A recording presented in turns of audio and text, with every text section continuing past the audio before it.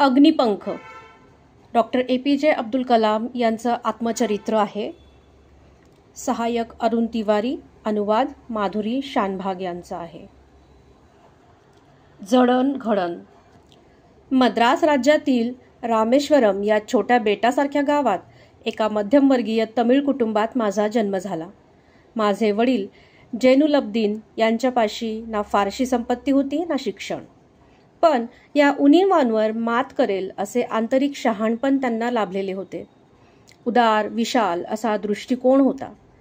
माझ्या आईच्या आशीयम्माच्या रूपाने त्यांना आदर्श अनुरूप साथीदार लाभला होता. तिच्या हातून रोज किती जणांच्या पोटी अन्न जायचे हे मी सांगू शकणार नाही, पण आमच्या पंक्तीला कुटुंबातील माणसांपेक्षा बाहेरची माणसे अधिक संख्येने असायची. आजूबाजूच्या लोकांमध्ये एक आदर्श जोडपे असे त्यांचे वर्णन केले जाई. वडिलांपेक्षा माझ्या आईचे कुळ अधिक उच्च मानले जात असे, कारण तिच्या पूर्वजांपैकी कुणाला तरी ब्रिटिशांकडून बहादूर अशी पदवी मिळालेली होती.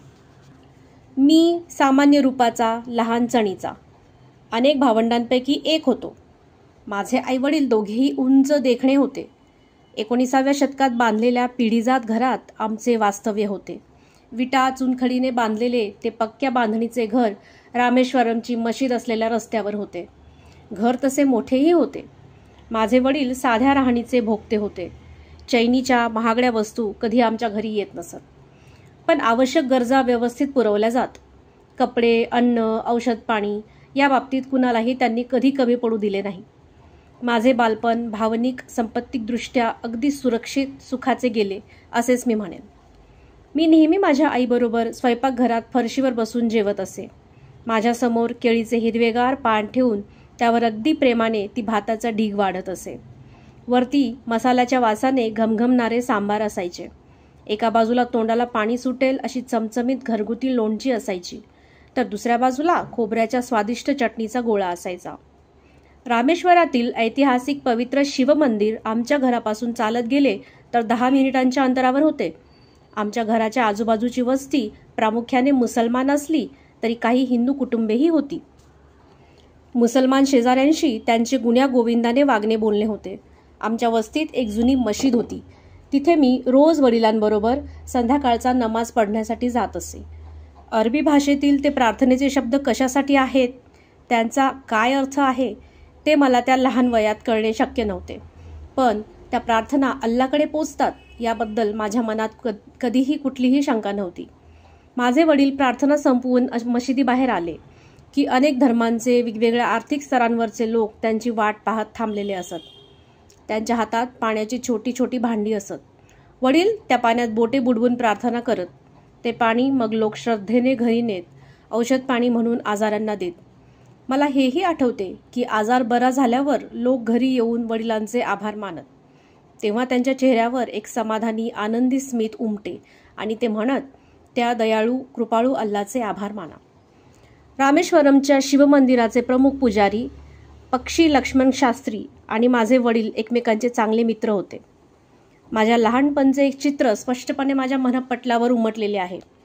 पारंपरिक मुसलमान पोशाखात माझे वडील आणि धोतर पंचा उपरणे अशा हिंदू वेशातील शास्त्रीजी असे दोघे मित्र दैवी कृपा, अध्यात्म, तत्वज्ञान अशा गंभीर विषयांवर मनपूर्वक चर्चा करत आहेत. मी मोठा झालो, प्रश्न विचारण्या एवढा समजूतदार झालो, तेव्हा वडिलांना मी प्रार्थनेतील शब्दांचा अर्थ विचारला. उत्तरादाखल ते म्हणाले, प्रार्थनेमध्ये नमाज पढण्यामध्ये गूढ असे काही नाही. एकत्र येऊन नमाज पडताना माणसांतील भेदभाव नाहीसे होतात. संपत्ती, वय, जात, धर्म, वंश, शरीर सर्व काही विसरून आपण त्या अगाध दैवी विश्वशक्तीशी एकरूप होतो. धर्माबद्दलच्या, अध्यात्माबद्दलच्या दैवी कल्पना तमिळ भाषेत सोप्या करून सांगायची विलक्षण हातोटी त्यांच्याजवळ होती. एकदा त्यांनी मला सांगितलेले आठवते, प्रत्येक माणूस स्वतंत्रपणे दुसऱ्यापासून वेगळा असतो, तरीही त्या सर्वांना बांधणारा एक दैवी अंश प्रत्येकात असतो. संकटे आली, दुःखे भोगावी लागली तरी माणसाने धीर सोडू नये. न घाबरता त्यांना सामोरे जावे. आपल्या दुःखाला समजून घ्यायचा प्रयत्न करावा. संकटे माणसाला आत्मपरीक्षण करण्याची संधी देतात. मी त्यांना त्यावर गांभीर्याने विचारले, तुमच्याकडे मदतीसाठी, सल्ल्यासाठी येणाऱ्या लोकांना तुम्ही हे का समजावून सांगत नाही? माझ्या खांद्यावर त्यांनी आपले दोन्ही हात ठेवले. माझ्या डोळ्यांशी आपली नजर भिडवत ते क्षणभर निश्चल पाहत राहिले. जणू त्यांचे शब्द समजायची माझी कुवत त्यांना जोखायची होती. मग सावकाश पण ठाम शांत आवाजात त्यांनी उत्तर दिले, माणसे जेव्हा एकाकी होतात तेव्हा ती निसर्ग नियमानुसार सोबतीच्या अपेक्षेने आजूबाजूला पाहू लागतात.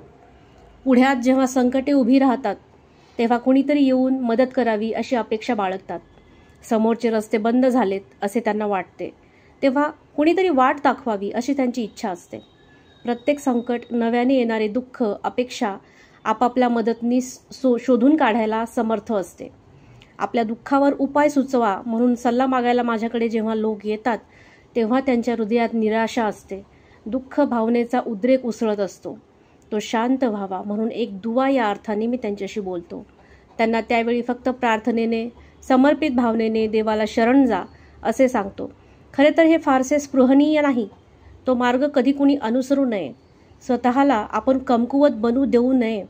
भविष्याकडे भीतियुक्त नजरेने पाहणे आणि स्वतःकडे अंतर्मुख होऊन आत्मशक्ती जागवणे यातला फरक सुजाण व्यक्तीने ओळखायला हवा. मला त्यातले सर्व काही समजले असे मी म्हणत नाही, पण त्यांच्या बोलण्यातून एक विलक्षण उत्साह, ऊर्जा मला मिळाल्याचा अनुभव आला. माझे वडील पहाटे उठून सूर्योदयापूर्वीचा पहाटेचा नमाज पढायचे.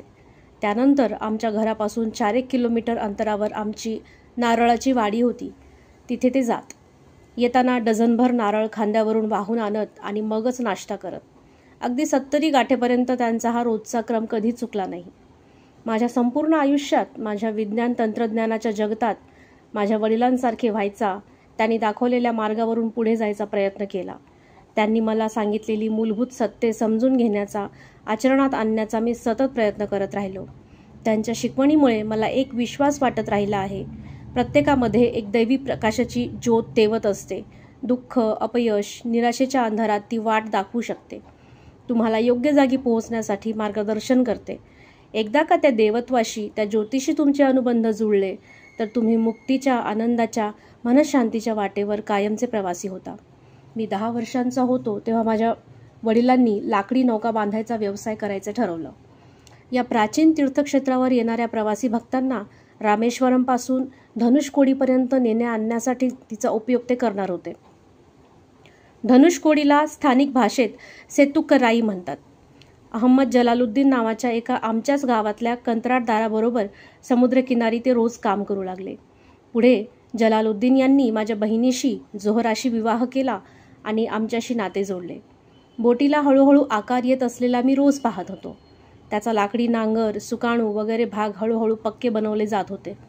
एक दिवस भयानक चक्रीवादळाने किनाऱ्याला झोडपून काढले. ताशी 100हून अधिक मैलांच्या वेगाने वाहणाऱ्या सोसाट्याच्या वाऱ्यांनी सेतुकराईची थोडीफार जमीन आणि आमची बोट समुद्रार्पण केली.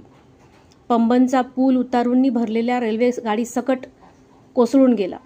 तोपर्यंत मी समुद्राचे फक्त सौंदर्य पाहिले होते. या प्रसंगात प्रथमच त्याचे रौद्र रूप आणि त्याची संहारक शक्ती यांचे मला दर्शन झाले. त्या बोटीच्या जन्मापासून तिचा विनाश होईपर्यंतच्या काळात महम्मद जलालुद्दीन माझा घनिष्ठ मित्र बनला होता. तसा तो माझ्याहून 15-1 वर्षांनी मोठा होता. मला तो आझाद मानायचा. रोज संध्याकाळी आम्ही लांबवर फिरायला जात होतो. मशिदीसमोरच्या रस्त्यावरून समुद्रकिनाऱ्यावरच्या मऊ मऊ वाळूकडे आपसूक आमची पावले वळायची. आम्ही अधिकतर आध्यात्मिक, धार्मिक, दैवी, आत्म्याशी संबंधित अशा विषयांवर बोलत असू. रामेश्वर एक तीर्थक्षेत्र असल्याने अशा प्रकारच्या संभाषणांना योग्य, भारलेले वातावरण तिथे होते. पहिल्यांदा रामेश्वरमच्या पवित्र शिवालयाला एक प्रदक्षिणा घातली जायची. त्यावेळी भारताच्या कानाकोपऱ्यातून तिथे दर्शनाला येणाऱ्या भक्तांइतकीच समर्पित भावना आमच्या मनात जागत असे. प्रदक्षिणा घालताना शरीरातून एक अनामिक ऊर्जेची लहर धावत गेल्याची जाणीव होई. जलालुद्दीनच्या बोलण्याची एक विशिष्ट शैली होती. अल्लाला उद्देशून त्याचे सहज संवाद चालत. आपल्या मनातले प्रश्न, विचार, शंका बोलताना अल्ला जणू त्याच्या शेजारी उभा आहे असा त्याचा आविर्भाव असायचा. एखाद्या कुटुंबातल्या वडीलधाऱ्याकडे बोलावे तसे मनातले विकल्प तो अल्लाला सांगत असे. अशावेळी मी फक्त त्याच्याकडे पाहत राही. मग सावकाश माझी नजर हजारोंच्या संख्येने दर्शनाला येणाऱ्या शिवभक्तांकडे जाई. तिथे कुणी प्रदक्षिणा घालत असत, कुणी समुद्रस्नानाचे पुण्य मिळवण्यासाठी बुड्या घेत असत, कुणी आरत्या स्तोत्रे म्हणत असत, तर कुणी पूजापाठ करत असत. सर्वांचा रोख त्या सर्वशक्तिमान देवाकडेच असायचा. देवळातील प्रार्थना आणि मशिदीत केले जाणारे कुराणातील पठण एकाच ठिकाणी पोचण्यासाठी उच्चारले जातात याबद्दल माझ्या मनात बिलकुल संदेह नव्हता. फक्त जलालुद्दीनचे अल्लाशी काहीतरी विशेष नाते आहे असे मात्र वाटे. तसा तो फारसा शाळेत जाऊ शकला नाही. त्याच्या घरची परिस्थिती बिकट होती, पण त्यामुळे त्याच्यामध्ये अजिबात कडवटपणा आला नव्हता. त्याने मला शिकण्यासाठी सदैव प्रोत्साहन दिले. माझ्या शाळा कॉलेजातील यशामुळे तो मनोमन सुखावलेला मलाही कळायचे. आपल्या वाट्याला आलेल्या परिस्थितीबद्दल त्याने कधी खंत व्यक्त केलेली मला आठवत नाही. उलट आयुष्याने जे काही आपल्या ओंजळीत टाकले त्याबद्दल त्याला वाटत असलेली कृतज्ञता त्याच्या वागणुकीतून सहज प्रतीत होत असे. मला आठवते, संपूर्ण रामेश्वर बेटावर इंग्रजी जाणू शकणारा त्यावेळी तो एकटाच माणूस होता. कुणालाही गरज पडेल तेव्हा तो पत्रे लिहून देत असे.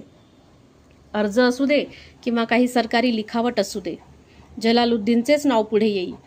त्यावेळी आमच्या कुटुंबात नव्हे तर माझ्या आसपासच्या कुणाचीही जलालुद्दीन इतकी बाहेरच्या जगाशी ओळख नव्हती. सुशिक्षित लोकांबद्दल, नव्या नव्या वैज्ञानिक शोधांबद्दल, त्यावेळच्या साहित्याबद्दल, वैद्यकीय शास्त्रातील आधुनिक उपचार पद्धतीबद्दल त्याने मला वेळोवेळी माहिती तर दिलीच, पण महत्त्वाचे म्हणजे त्यायोगे आमच्या खेडेवजा धार्मिक गावाच्या पलीकडे असलेल्या नव्या जगाची जणू मला ओळख करून दिली. त्या लहान गावात माझ्या छोट्या बालपणीच्या जगात पुस्तक म्हणजे एक दुर्मिळ वस्तू होती. आमच्या गावात STR माणिकम नावाचे एक माजी क्रांतिकारक राष्ट्रभक्त राहत होते. त्यांच्याकडे पुस्तकांचा बऱ्यापैकी संग्रह होता. त्यांनी मला पुस्तके वाचण्यासाठी सदैव उत्तेजन दिले. मीही मिळेल ते वाचत गेलो. पुस्तके मागण्यासाठी मी त्यांच्या घरी धाव घेत असे. माझ्या बाल्यावस्थेत शमसुद्दीन नावाच्या माझ्या एका दूरच्या भावाचा माझ्यावर बराच प्रभाव होता. रामेश्वरममध्ये येणाऱ्या वर्तमानपत्रांचा तो एकुलता एक वितरक होता. रोज सकाळच्या रेल्वेगाडीने पंबन गावाहून वृत्तपत्रांचे गठ्ठे येत. गावातल्या हजारभर सुशिक्षितांच्या वाचनाची गरज भागवणाऱ्या शमशुद्दीनचा व्यवसाय म्हणजे एक खांबी तंबू होता. स्वातंत्र्याच्या चळवळीची वाटचाल गाववाल्यांना समजणे हे महत्त्वाचे कार्य त्यातून साधत असे. कुणाला भविष्य जाणून घेण्यात रस असे तर कुणी मद्रासच्या बाजारपेठेतले सोन्या चांदीचे भाव समजण्यासाठी उत्सुक असत. थोडेजण जिज्ञासू वृत्तीने हिटलर, महात्मा गांधी आणि बॅरिस्टर जिनांबद्दल गांभीर्याने चर्चा करत. पण झाडून सर्वजणांना पेरियार EV रामस्वामी यांच्या हिंदू धर्मातील उच्चवर्णीयांविरुद्ध चालवलेल्या चळवळीबद्दल जाणून घेण्यात रस होता.